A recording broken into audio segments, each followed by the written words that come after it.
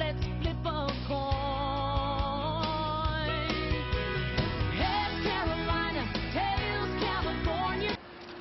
Hello, this is the Ask Andy show. If you look real carefully, there's my Maggie van, the Road Trip America van that it's just a simple van, all closed off with a bed and a single bed in the back. Very minimalistic traveling, and it's real easy to do. I'm probably going to sell the thing. I bought it for $2,000, and I'm probably going to sell it for $2,000. But I really, it's really difficult to store these things, so it's much more expensive to store it than it is to buy a new one. And I didn't do any remodeling to the thing. But this is Tristan H asked a question. Andy, in your travels, I'm sure you've met tons of expats and travelers who've lost the plot. How do you personally avoid losing the plot? Okay, let's define losing the plot. Losing the plot is when an expat starts talking about just wild ass shit. I mean, they can start talking about somebody's chasing them, or that the IRS is coming after them. They get real paranoid in a way, or they start eating only. Like I know a guy in Thailand, an American that was living up in the mountains, and he kept staring at me. He quit drinking, and he kept staring at the beer on the table in front of me. It wasn't my beer, but it was somebody else's. And I go, "You're staring at that beer." And he was trying to quit alcohol by going up into the mountains and being a hermit. People get addicted to, I met a British boy in Bangkok, Thailand, that was just addicted to the girls. And he was going 2 or 3 girls a day. And they have all different symptoms of losing the plot, but generally they start believing that something that normal people do they start to believe that what they're doing on a daily basis is normal, and they lose the plot of what normal people do. Okay, and to me, losing the plot means there's a storyline where we live our lives. We're born, we work, we go to school, we do all these things, and we buy a house, we buy a car, and when a person goes off on another path like I've done, that doesn't mean my path is normal or it's the plot. I'm really not on the same plot as you. So when somebody loses the plot, they choose a path which is almost crazy. I don't know. You talk to a lot of these guys, and they make a little world inside their own. Now, how do I avoid losing the plot? I make sure that I basically try to make sure I talk to people with normal clothes on, and normal hair, and normal clothing, and normal shoes, and that's something that you would expect to see a 40-year-old guy walk into the mall and I try to avoid any of the dreads, the tattoos, the deviant behavior, the guys with their pants falling down, anything trendy. Basically anything trendy. When I see this abroad, I know there are people that are closer to losing the plot. In India, there's actually people that in search for God dress up as sadhus. They put on these red robes and dress around, and they become sadhus in the Hindu religion. And they absolutely believe that they're okay, and they forsake the religion of their parents. Basically, normally they're very angry at their mother and father, so they found another religion. Okay, so not all of us have good parents, so I was very fortunate. I'm very grateful. I had a good mother and father that were good examples. And for me, all I have to do is think, what would my mother want me to do? And that pretty much does it. It's like smoking. She wouldn't like me smoking. She don't like me. She likes me to eat food. That's the bad part.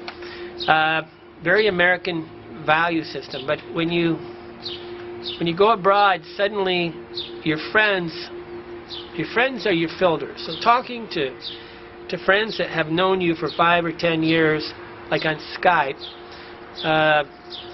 or coming home, or doing like some people want nothing to do with America. This is the person that normally loses the plot when they think that they're going to reinvent themselves into a new person.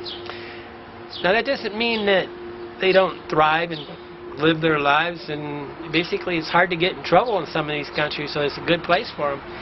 I mean, it's hard to trouble if you're just a little crazy. If you want to do something really bad, then it's real easy to get in trouble. But if you just want to be crazy, yeah, people with money being crazy in some of these countries, the locals love it because they earn money from this. It's like a sucker in a way. But I choose the people with the smile on their face and calmness. If a person's ranting,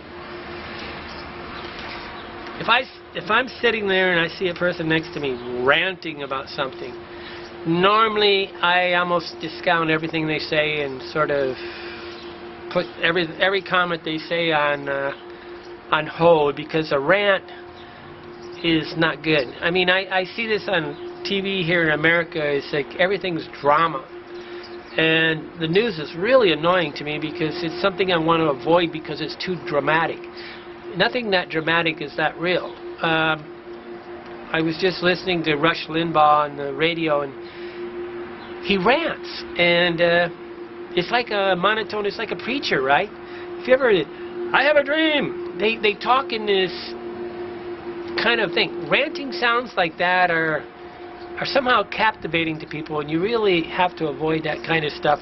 Or people next to you ranting and in a way that's attractive to you. Find your entertainment not by listening to people like Rush Limbaugh ranting, or Glenn Beck, or people complaining about. I mean, I like these guys, but I said they're in moderation. Don't watch the news for entertainment. Watch a movie, read a book. Choose the channel that you want to be like, and hopefully you choose a channel that is not. I mean, I know people that really want to go to Iquitos, Ecuador, and Iquitos, Peru, and do ayahuasca and get or do peyote buttons, and there's these drug culture people that it's just. You just have to say no to all this stuff. It is really, but the truth is, I'm almost pretty sure that Americans sit in their house and lose the plot. I'm not sure that you necessarily have to leave the country of America to lose the plot. I see people that start ranting here, and I go, you got one of the best lives in the world. They got water fountains here in America. Water fountains with free water.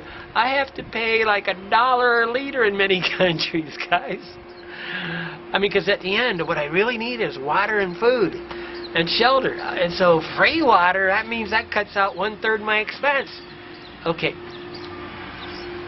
But people rant here. They're looking to be a victim. They're volunteer victims, and there's people looking to be They want to take sides, like whether you're Republican or a Democrat. And this, to me, it's a world of pettiness, and you really just gotta realize that you only have one life, and hooking into that just takes up too much of your time to really pursue what your dreams are.